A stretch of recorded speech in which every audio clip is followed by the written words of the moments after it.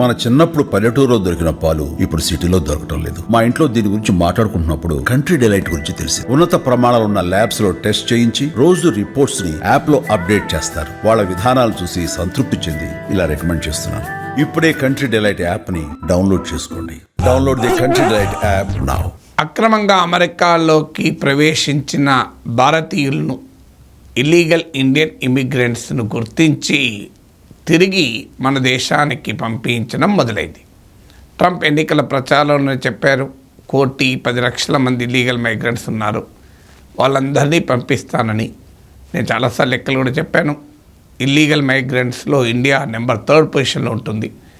First Mexico, second మీకు El Salvador, 3rd India ఉంటుంది. అంచనాల ప్రకారం 7,25,000 7,25,000 ఇండియన్స్ ఉన్నారు. ఇల్లీగల్ ఇమిగ్రెంట్స్లో మన 3rd ర్యాంకు. అలాగే మీకు ఈ 7,25,000లో ఇప్పటికీ సుమారు 20,000 మందిని ట్రంప్ ప్రభుత్వం గుర్తించింది. 18,000 మందిని పంపించడానికి నోటీసులు ఇచ్చింది. ఫస్ట్ బ్యాచ్ 104 మెంబర్స్ పంపించింది. ఇక్కడ వరకు స్టోరీకి ఏమీ అభ్యంతరం లేదు. ఇది భారతదేశం పైనే ప్రత్యేకంగా ట్రంప్ ఏం కక్ష కట్టలేదు. ఆ మాటకొస్తే అమెరికాకు హక్కుంది. ఏ దేశమైనా ఇల్లీగల్గా తమ దేశంలోకి ప్రవేశిస్తే ఖచ్చితంగా వారిపైన చర్యలు తీసుకుంటుంది. వారిని డిపోర్టేషన్ అంటారు, వాళ్ళ దేశాలకు పంపిస్తుంది.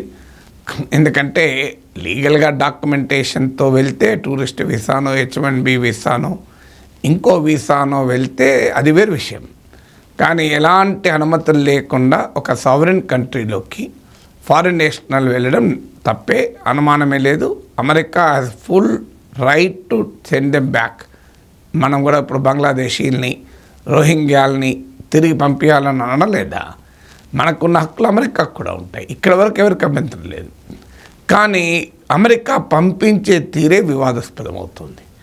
ఎలా పంపిస్తోంది? మిలిటరీ ఎయిర్క్రాఫ్ట్లో పంపిస్తోంది.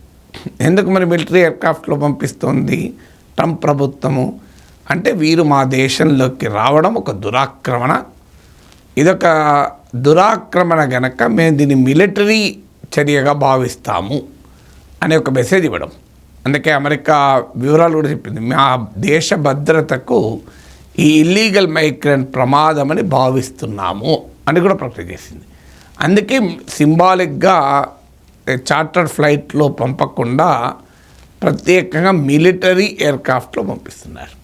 చదువుతోనే సమాజంలో మార్పు సాధ్యమని నమ్మిన వ్యక్తి, మారుమూల గ్రామంలో పుట్టి వేలాది మందిని మేధావులుగా తీర్చిదిద్దిన విద్యావేత్త, మనలో ఒక్కడు మల్క కొమురయ్యకు టీచర్స్ ఎమ్మెల్సీ ఎన్నికల్లో మొదటి ప్రాధాన్యతగా ఓటేద్దాం, గెలిపిద్దాం. పోనీ ఇలా పంపించారు, ఓకే, ఏదో ఒక ఫ్లైట్ మిలిటరీ అయితేంది, చార్టర్డ్ అయితేంది అనుకుందాం. ప్రత్యేకంగా వారిని పంపించే తీరు వివాదాస్పదమవుతుంది. చేతులకు బేడీలేసి కాళ్ళకు చైన్లతో బంధించి కనీసం ఫుడ్ తినేటప్పుడు కూడా ఈ సంఖ్యలను తీయకుండా, వాళ్ళ వాష్రూమ్ వెళ్ళాలంటే కూడా ఇవి తీస్తే తప్ప వెళ్ళలేని పరిస్థితిలో వారిని పంపించడం. ఇప్పుడు భారతీయులకు కూడా 104 మందిని అమృత్సర్ పంపించారు. ఇండియన్స్ కూడా అదే రకంగా పంపించారు. పోనీ ఇది అలా పంపించారనుకుందామా, ఏదో అదొక మిలిటరీ విధానము పంపించారనుకుంటే, ప్రత్యేకంగా ట్రంప్ ప్రభుత్వం బార్డర్ డిపార్ట్మెంట్ వారు వీటిని సోషల్ మీడియాకు రిలీజ్ చేశారు. అంటే ఏం చెప్పదలుచుకున్నారు? మేము ఇంత కఠినంగా శిక్షిస్తాం బయట నుంచి వచ్చిన వారిని అని అమెరికాలో ఉన్న వైట్ రేసిస్ట్ పాపులేషన్కు ట్రంప్ మెసేజ్ ఇవ్వదలుచుకున్నాడు. అఫ్కోర్స్ ట్రంప్ ఇది పొలిటీషియన్. ఆయన దేశంలో ఆయన ఓటర్లను ఎలాగైనా ఆకర్షించనియండి. ప్రాసెస్లో ఒక ఫారిన్ నేషనల్స్ను ఎలా అవమానిస్తాడు?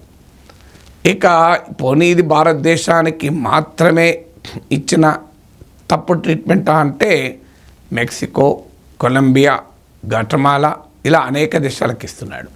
కానీ తేడా ఏంటి అంటే, ఆ చిన్న దేశాలు అమెరికాకు దగ్గరలో ఉన్న బలహీనమైన దేశాలు మెక్సికో, గ్వాటమాలా, కొలంబియా తీవ్రంగా స్పందించాయి.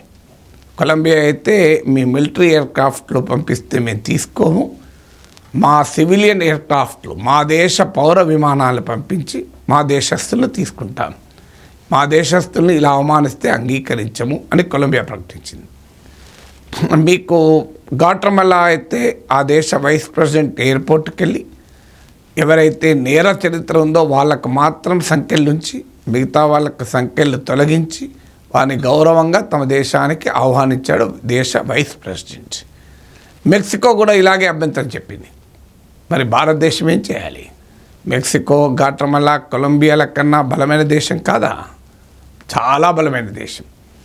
అమెరికా భారతదేశం నేచురల్ అలైస్ అంటారు. అప్కి ట్రంప్ సర్కార్ అంటూ overseas Bharatiya Janata party Trump campaign చేసింది. Modi is my best friend అని ట్రంప్ అంటాడు. అసలు అమెరికా నాయకత్వంలోని క్వాడ్రిలేటరల్ అలయన్స్లో భారతదేశం భాగస్వామి, G20కి నాయకత్వం వహించింది. ఇలాంటి దేశానికి చెందిన పౌరుల్ని కూడా ఇదే రీతిలో అవమానిస్తే మన ప్రభుత్వం ఏం చేయాలి? కనీసం ఇట్స్ అన్ఫార్చునేట్, అన్యాక్సెప్టబుల్ అని ఒక డిప్లొమాటిక్ భాషలోనైనా నిరసన తెలపచ్చు. కానీ మన ఫారిన్ మినిస్టర్ ఒక రకంగా ట్రంప్ ప్రభుత్వ చర్యల్ని డిఫెండ్ చేసే విధంగా, ఈ విషయంలో కూడా అపోజిషన్ను టార్గెట్ చేసే విధంగా స్టేట్మెంట్ ఇచ్చాడు. ట్రంప్ అక్కడ పార్లమెంట్లో జయశంకర్ స్టేట్మెంట్ ఇవ్వడమే ఆలస్యం. ఇక టీవీ ఛానల్లో టైమ్స్ నౌ రాహుల్ శివశంకర్లు, రిపబ్లిక్ టీవీలో అర్నబ్ గోస్వామీలు, హిందీ టీవీ ఛానల్లో గోధి మీడియా అంటారే, ఇక వారు మామూలుగా రెచ్చిపోయి దీన్ని సమర్థిస్తూ, జయశంకర్ సమర్థిస్తూ అపోజిషన్ను టార్గెట్ చేస్తూ డిబేట్లు. ఏంటి జయశంకర్ ఏమని సమర్థించాడు? ఒక రకంగా సమర్థించాడు, ప్రత్యక్షంగానో పరోక్షంగానో. ఇది పాలసీ అనేది 2012 నుంచి అమెరికాలో అమలవుతున్న పాలసీ. ఇది స్టాండర్డ్ ఆపరేటింగ్ ప్రొసీజర్, SOP. ఇది ఎప్పుడైనా ఏ దేశం వాళ్ళైనా ఇదే రకంగా వాళ్ళని రిస్ట్రెయింట్ చేస్తారు. పాలసీ ఆఫ్ రిస్ట్రెయింట్లో భాగము అని జయశంకర్ స్టేట్మెంట్. ఈ స్టేట్మెంట్ చూస్తే మీకు అమెరికా విదేశాంగ మంత్రి ఇచ్చిన స్టేట్మెంట్ లాగా కనబడుతుంది. అమెరికా ఎందుకు చేసింది అని మన విదేశాంగ మంత్రి మన పార్లమెంట్కి ఎక్స్ప్లెనేషన్ ఇస్తున్నాడు. అమెరికా ఎందుకు చేసింది కాదు క్వశ్చన్, అమెరికా చేసింది కరెక్టా కాదా అని మన విదేశాంగ మంత్రి మాట్లాడాలి తప్ప అమెరికా తరఫున వకల్తా పుచ్చుకొని ఎక్స్ప్లెనేషన్ ఇచ్చుకుంటారా? అమెరికా SOP ఇది 2012 నుంచి కూడా ఇలాగే చేసింది, ప్రతిసారి ఇలాగే చేస్తుంది. ఆ దేశ విధానం అది రెస్ట్రెంట్, పాలసీ ఆఫ్ రెస్ట్రెంట్ అని అలా సంఖ్యలు వేయడం ఆ ప్రభుత్వ విధానం నిజమే. అంటే ఆ ప్రభుత్వం అమెరికాలో ఉన్న చట్టాల ప్రకారం, నిబంధనల ప్రకారం వాళ్ళు చేశారు, మనం ఎలా అభ్యంతరం చెప్తామనే రీతిలో బీజేపీ అనుకూల మీడియాలో మామూలుగా వాదన లేదు. నిజమే అనుకుందామా? అమెరికా చట్టాలు ఏం చెప్తున్నాయి? అమెరికా చట్టాలు ఇల్లీగల్ మైగ్రేషన్ను క్రిమినల్ అఫెన్స్ అనడం లేదు. నాకు తెలిసినంత వరకు ఇమిగ్రేషన్ లాయర్లు జాతీయ టీవీ ఛానల్లో ఇచ్చిన ఇంటర్వ్యూలో చూశాను నేను.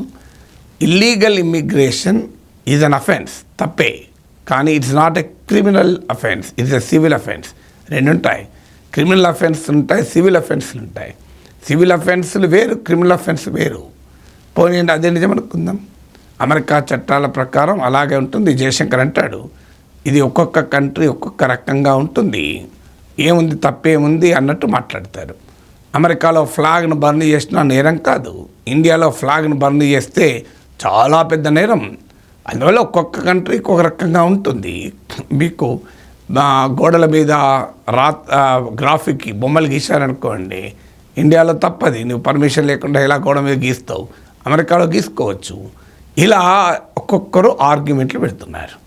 కానీ మరి అదే నిజమైతే గౌతమ్ అదానీ పైన అమెరికాలో కేసు పెట్టారు, అమెరికన్ చట్టాల ప్రకారం కేసు పెట్టారు. అమెరికా సెక్యూరిటీస్ కమిషన్ కేసు పెట్టింది, డిపార్ట్మెంట్ ఆఫ్ జస్టిస్, అమెరికా న్యాయ మంత్రిత్వ శాఖ కేసు పెట్టింది. కానీ భారత ప్రభుత్వం దానిపట్ల ఎందుకు ఆందోళన వ్యక్తం చేసింది? మరి అది ఆ దేశ చట్టాల ప్రకారం కేసు పెట్టారు. గౌతమ్ అదానీకి అమెరికాకు సంబంధించిన అంశం అంటూనే దీని పట్ల ఏమని రియాక్ట్ అయ్యాడు మన ఫారిన్ మినిస్టరు? ఈ విషయంలో న్యాయ ప్రక్రియ సజావుగా సాగుతుందని ఆశిస్తున్నాము, ఫెయిర్గా జరుగుతుందని ఆశిస్తున్నాం. నువ్వెందుకు ఆశించాలి? అమెరికా చట్టం ప్రకారం జరుగుతుందని ఊరుకోవచ్చు కదా. గౌతమ్ అదానీ మన దేశ సిటిజన్ గనక డిఫెండ్ చేస్తూ మన ప్రభుత్వం కామెంట్ చేసింది. మరి ఇప్పుడు ఈ పేదవాళ్ళు కాదా? అంటే గౌతమ్ అదానీ 100 కోట్ల 1000 కోట్ల లక్షల కోట్లు ఉన్నవాడు కనుక ఆయన పట్ల భారత ప్రభుత్వం ఒక రకంగా స్పందిస్తుంది. పాపం అమెరికాకు వెళ్ళిన అభాగ్య జీవుల పట్ల ఇంకో రకంగా స్పందిస్తుందా? మనకు కనీసం ఫెయిర్ ట్రీట్మెంట్ ఉండాలని అడగచ్చు కదా. ఫెయిర్ మానవ హక్కులు పాటించాలని అడగచ్చు కదా. మరి ఎందుకు అడగడం లేదు భారత ప్రభుత్వం? ఎందుకంటే కొద్ది రోజుల్లో మోడీ అమెరికా వెళ్తున్న ట్రంప్ను కలవటానికి. ఈ సమయంలో ఏదన్నా అంటే ట్రంప్ రావాల్సిన అవసరం లేదంటాడేమో, ఇన్విటేషన్ క్యాన్సిల్ చేస్తాడేమో, ట్రంప్ కోపం వస్తుందేమో, ట్రంప్ను డిస్టర్బ్ చేయడం ఎందుకు, ట్రంప్ మూడు చెడగొట్టడం ఎందుకు? ఇదానే ఒక దేశ గౌరవ సెల్ఫ్ రెస్పెక్టింగ్ కంట్రీ స్పందించాల్సిన తీరు. దీనికి కనీసం ఇట్స్ అన్ఫార్చునేట్ అన్యాక్సెప్టబుల్ అనరాదా? అమెరికా మిత్ర దేశాలు కదా, మెక్సికోలు, గాటర్మెల్లాలు, కొలంబియాలో చిన్న చిన్న దేశాలు అభ్యంతరాలు చెప్తున్నాయి కదా. అమెరికాలో కూడా అందరూ అంగీకరిస్తారు ట్రంప్ చర్యల్ని. ఇక దీనికి ఇంకో డిఫెన్స్ ఏంటంటే, వారు అందులో ఎవరైనా తీవ్రవాద చర్యలకు పాల్పడి వారు కనుక హైజాకింగ్ చేస్తే అప్పుడు ఎలాంటి ప్రమాదం. అందుకే వాళ్లకు గొలుసులు కట్టారు, వాళ్లకు బేడీలు వేశారు. ఇది అమెరికా కూడా అనని మాటను మన దేశంలో ప్రభుత్వ అనుకూల కామెంటేటర్లు వాదిస్తున్నారు. కానీ ఒక్కసారి కామన్ సెన్స్తో ఆలోచించండి. అమెరికాలో గనక ఒకరిని నేరస్తుడిగా భావిస్తే, దేశ భద్రతకు ప్రమాదకరంగా భావిస్తే మంచిగా మిలిటరీ విమానం ఎక్కించి పంపిస్తారండి? నాకు అర్థం కాని విషయం. అమెరికా గనక భావిస్తే మన అజ్మల్ కసబ్ను మిలిటరీ విమానం ఎక్కించి గౌరవప్రదంగా పాకిస్తాన్కి పంపించామా? మనం చట్టం ప్రకారం జైల్లో వేసాం, శిక్షించాం, ఉరిదీసాం కదా. అమెరికా కూడా అదే చేస్తుంది కదా. ఇలా ఇతర దేశాల నుంచి వచ్చిన క్రిమినల్ చర్యలకు పాల్పడ్డ విదేశీయుల కోసం ప్రత్యేకంగా గ్వాంటనామా బేలో ఒక జైలు కూడా కట్టింది అమెరికా. నిజంగానే నిన్న వచ్చిన 104 మెంబర్స్లో ఎవరైనా లేదా కొందరు కనుక అలాంటి నేరస్తులను అమెరికాకు అనుమానం ఉంటే వాళ్ళు మిలిటరీ ఎయిర్క్రాఫ్ట్లో పంపించరు, వాళ్ళని గ్వాంటనామా బేకి పంపిస్తారు, ఇండియాకి పంపించరు. మరి గ్వాంటనామా బేకి ఎందుకు పంపలేదు? అందువల్ల అమెరికా ఏదంటే దానికి వత్తాసు పలకడం కాదు కదా. ఇంకొకటి, పోనీ ట్రంప్ కోపం వస్తుంది అని మాట్లాడేసుకున్నాను. ట్రంప్ ఇప్పుడు గౌరవిస్తాడా? Trump is a business. ట్రంప్కు తెలిసిన భాష ఏంటి? ఆయనకు అర్థమయ్యే భాషలో చెప్తేనే ఆయన గౌరవిస్తాడు. మీరు ఒక్కసారి కనుక తల వంచితే, లొంగితే ట్రంప్ గౌరవం కూడా ఇవ్వడు. In the interest of dealing with Trump also మనం గట్టిగా ఉండాలి. మనం గట్టిగా ఉంటేనే ట్రంప్ వింటాడు. మీకు ఉదాహరణ చెప్తాను. మెక్సికో, కెనడాల పైన 25% టారిఫ్ విధించారు. వాళ్ళకి కామ్గా ఉండుంటే ఉత్కారేసేవాడు. వాళ్ళు కామ్గా లేక రివర్స్లో శాంక్షన్ విధించారు. అమెరికాపై కూడా వాళ్ళు ఆంక్షలు విధించారు. ఏం చేశాడు ట్రంప్? తోకముడిచి దాన్ని తాత్కాలికంగా ఆపేసి 4 రోజుల పాటు, నెల తర్వాత చూస్తాను అని చెప్పి స్టేట్మెంట్ ఇచ్చాడు. వితిన్ అవర్స్ కెనడా మెక్సికో పైన ఆంక్షలు విధించిన within hours Canada Mexico react అయింది. దాంట్లో కెనడాలో 28% జీడిపి కంట్రిబ్యూట్ చేస్తున్న ఆంటేరియోలో అసలు అమెరికా బిజినెస్లో అమెరికన్ కంపెనీలు అడిగే పెట్టద్దని చెప్పేశారు. ఏం చేశాడు ట్రంప్? వెనక్కి తగ్గాడా లేదా? అందువల్ల కెనడా మెక్సికో వాయించి పడేస్తే ట్రంప్ వెంటనే 4 రోజులు ఆపేశాడు. ఎందుకు ఆపాడు మరి? ట్రంప్ అంత గొప్పవాడు, అంత మనగాడైతే అంత తీస్మారక్ అన్నారు. ఇది ఎందుకు ఆపాడు? చైనా పైన ఏం చేశాడు? చైనా పైన ఆంక్షలు 10% విధించాడు. 60% విధిస్తానని చెప్పి 10% విధించాడు. ఎందుకు మరి? చైనా పైన కారాలు మిరియాలు నూరి మళ్ళీ జింపింగ్ను తన ప్రమాణ స్వీకారం రమ్మని ఆహ్వానించాడు. విచిత్రం ఏంటంటే తన క్లోజ్ ఫ్రెండ్ అని చెప్పుకున్న మోడీని ఆహ్వానించలే, చైనా అధ్యక్షుడు జింపింగ్ను ఆహ్వానించాడు. ఇది ఏం తెలియజేస్తుంది? నరేంద్ర మోడీని ఆహ్వానించకుండా జింపింగ్ను ఆహ్వానించడంలో ఏంటి సందేశం? అంటే బలమున్నోనికే ట్రంప్ వింటాడు, గట్టిగా రివర్స్లో ఆన్సర్ చెప్పిన వాడికే ట్రంప్ వింటాడు. ట్రంప్ కనుక తల వంచితే ఇంకెక్కువ తల వంచమంటాడు. ఇది ట్రంప్ నైజం. ట్రంప్ నైజం తెలిసిన తర్వాత కూడా భారతదేశం ఎందుకని ఇంత మీగ్గా, ఇంత మైల్డ్గా రెస్పాండ్ కావాలి? మా దేశస్తుని ఇలా పంపిస్తే మేము అంగీకరించి, it's unacceptable, unfortunate, unbecoming of diplomacy అని చెప్పచ్చు కదా. ఎందుకంటే డిప్లొమాటిక్ లాంగ్వేజ్ ఉంటుంది. నువ్వు అమెరికాను కోపం తెప్పించేలా మాట్లాడని అంటలేను. మనీష్ తివారీ లాంటి కాంగ్రెస్ నాయకులు అసలు మోడీ అమెరికా పర్యటన రద్దు చేసుకోవాలని డిమాండ్ చేస్తున్నారు. నేనేం అడగను అది. ఈ విషయం కొరకు ఇల్లీగల్ మైగ్రెంట్స్ను బేడీలేసి వెనక్కి పంపినందుకు మన దేశ ప్రధాని అమెరికా పర్యటన రద్దు చేసుకోకూడదు. ఆ డిమాండ్ కరెక్ట్ కాదు. కాంగ్రెస్ నాయకుడు డిమాండ్ చేశాడు. ఎందుకు కరెక్ట్ కాదంటే ఇది ఒకటే ఇష్యూ కాదు కదా, ఇంతకన్నా పెద్ద ముఖ్యమైన ఇష్యూస్ ఉన్నాయి మనకు. అంత ముఖ్యమైన ఇప్పుడు H1B వీసాల ఇష్యూ ఉంది, మీకు ట్రేడ్ శాంక్షన్స్ టారిఫ్ల ఇష్యూస్ ఉన్నాయి. ఇవన్నీ వదిలేసి బేడీలేసామన్న కోపం మీద అమెరికాకు మోడీ పోకపోతే నష్టం అమెరికాకు కాదు, మనకు నష్టం. అందువల్ల ఆ రకమైన డిమాండ్లు ఎట్టి పరిస్థితులు యాక్సెప్టబుల్ కాదు. పోవాల్సిందే మోడీ, ఖచ్చితంగా అమెరికా పోవాల్సిందే. నేను ట్రంప్ నొప్పించమని కూడా చెప్పట్లేను, కానీ ఒక దౌత్యపరమైన భాషలో డిప్లొమాటిక్ లాంగ్వేజ్లో అది కూడా పోనీ అమెరికాకు చెప్పకు, మన పార్లమెంట్లో వ్యాఖ్యానించడానికి ఏమున్నది అంటే మన పార్లమెంట్లో మాట్లాడినా అమెరికా ఎక్కడ చదివి విని కోపానికి వస్తాను భయమా? మన parliament it is unfortunate, unacceptable, will certainly take it with the United states through diplomatic channels. ఈ స్టేట్మెంట్ ఇవ్వచ్చు కదా, ఇది దురదృష్టకరము, దౌత్యపరమైన ద్వారా మేము అమెరికాతో మాట్లాడతాం అంటే వదిలేయచ్చు. Of course will take it up with America అన్నారు, కానీ ఈ ఎక్స్ప్లెనేషన్ ఏంటి? అది SOPలో భాగము, మా 2012 నుంచి ఇలాగే చేస్తున్నారు, పాలసీ ఆఫ్ రెసిడెంట్ అనేది అమెరికా విధానము అని ఒక అమెరికన్ స్పోక్స్ పర్సన్ ఎక్స్ప్లెయిన్ చేసినట్లుగా మన ఫారిన్ మినిస్టర్ పార్లమెంట్లో ఎక్స్ప్లెనేషన్ ఇవ్వడం ఏంటి? I have great regard for Jaishankar. నేను చాలాసార్లు జయశంకర్ మాట్లాడిందని మెచ్చుకుంటూ మాట్లాడాను. But this is unacceptable. Insult to Indians is absolutely unacceptable. దేశభక్తిత పౌరుడు ఎవడు యాక్సెప్ట్ చేయరు. ఇక సోషల్ మీడియాలో వీరులు చూడండి, దేశభక్తులు రెచ్చిపోతున్నారు. ఇప్పటికే ఈ వీడియో చూసే టైంకి ఆల్రెడీ కామెంట్లు వచ్చి ఉండాలి. ఏమని రెచ్చిపోతున్నారు దేశభక్తులు? మన దేశం కాదనుకొని మన పాస్పోర్ట్ వదిలేసి మన దేశాన్ని వదిలేసి వెళ్ళిపోయినా వారిపైన మనకెందుకు ప్రేమ అని వాళ్ళంతా దేశద్రోహులు అన్నట్టు మాట్లాడుతున్నారు. అయ్యా నాకు అర్థం కాదు. ప్రతి నెల ప్రతి ఏటా 1000 మంది భారత కుబేరులు దేశం విడిచిపెట్టిపోతున్నారు. వాళ్ళ పట్ల మీరు ఇలాగే మాట్లాడుతున్నారా? మన వాళ్ళు వెళ్ళి, మన మిడిల్ క్లాస్ పిల్లలు వెళ్ళి అమెరికాలో H1B వీసాల మీద ఉద్యోగాలు చేసి గ్రీన్ కార్డులు తెచ్చుకొని అమెరికా సిటిజన్షిప్ తెచ్చుకుంటున్నారు. వాళ్ళందరినీ మనం దేశద్రోహులుగా చూస్తున్నామా? వాళ్ళకు ప్రవాస భారతీయ దివసులు పెట్టి, వారికి ప్రవాస భారతీయ అవార్డులు ఇచ్చి, వాళ్ళని NRIలు అని చెప్పి గౌరవం ఇచ్చి, వాళ్ళకు ప్రత్యేకమైన ఓవర్సీస్ సిటిజన్ ఆఫ్ ఇండియా అని కార్డు ఇచ్చి మనం గౌరవిస్తలేమా? ఎందుకు గౌరవిస్తున్నారు?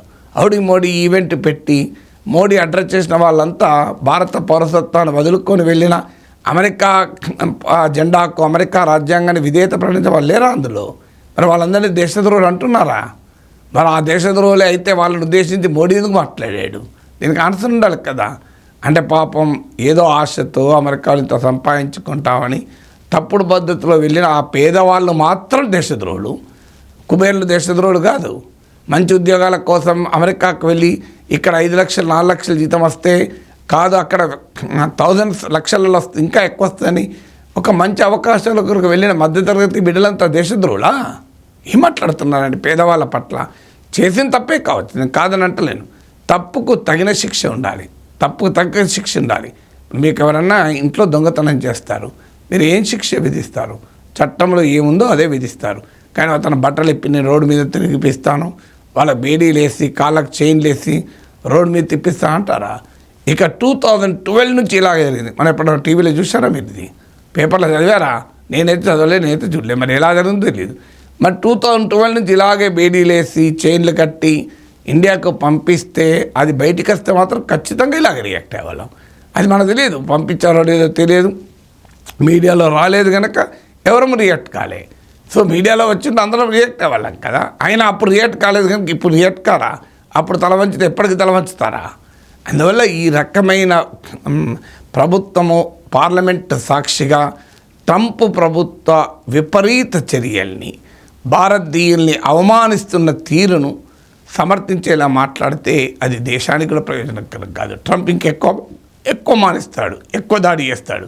నిలబడి రెస్పాండ్ అవుతేనే ట్రంప్ వింటాడు. మెక్సికోకి అలాగే విన్నాడు, కెనడాకి అలాగే విన్నాడు, చైనాకి అలాగే విన్నాడు. ఇప్పుడు చైనాతో జింపింగ్తో మాట్లాడుతూ అంటున్నాడు వీకెండ్ లోపల. ఎందుకు మాట్లాడుతూ అంటున్నాడు? భయపడితే మాట్లాడేవాడా? నిలబడ్డాడు కనుకనే మాట్లాడుతున్నాడు. అందువల్ల in the interest of dealing with Trump కూడా మనం కూడా గట్టిగా నిలబడాలి.